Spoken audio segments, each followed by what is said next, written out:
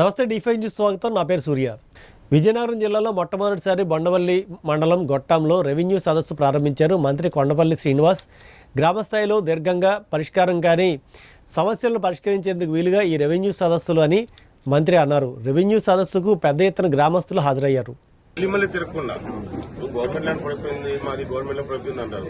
అది government land ఏమన్నా గ్రామాలు ఉంటుంది సార్. ఇందులో లేదనుకోండి, వైట్ లో ఉందనుకోండి, అది ల్యాండ్. ఒకవేళ ఎవరిదైనా ఈ వైట్ లో ఉన్న 22లో పెడితే ఇగో గ్రామంలోనే డిసైడ్ చేసి తీసేస్తారు. దాని గురించి వేరే తిరగాల్సిన అవసరం దేని సార్ సూపర్వైజర్ ఎలా జరుగుతుంది, ఈ కార్యక్రమాలు ఎలా జరుగుతుంది, ఇవన్నీ అరేంజ్ చేసే లేదా ప్రాపర్ గా జరుగుతుందా లేదా రికార్డు అప్లికేషన్ ఇస్తే చేసేస్తాం. నా వెంటనే తహసీల్దార్ నాకు రికమెండ్ చేస్తాడు, ఇంకా గ్రామ సభలో ఈ విధంగా మేము నిర్ణయం తీసుకున్నాము, ఈ నిర్ణయం చూస్తే రికార్డు చూస్తే ఈ విధంగా ఉంది, సో డిలీట్ చేయమని నాకు ఇస్తాడు, నేను డిలీట్ చేస్తాను. అది 45 days చేయమని వస్తుంది. 45 days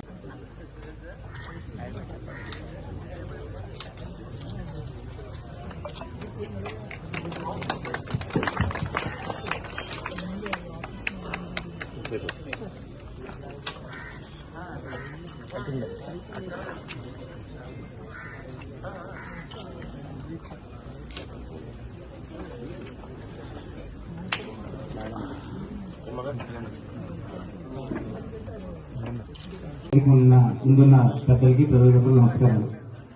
ఈ సందర్భంగా గౌరవ రాష్ట్ర ముఖ్యమంత్రి మీ భూమి మీ హక్కు రాష్ట్ర ప్రజలందరికీ నమస్కారం.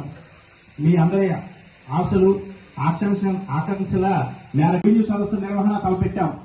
భూ సమస్యలపై బాధితులు ప్రభుత్వం చుట్టూ తిరగడం కాదు, ప్రభుత్వమే ప్రజల వద్దకు వెళ్లి సమస్య పరిష్కరించాలనేదే మా ఉద్దేశం.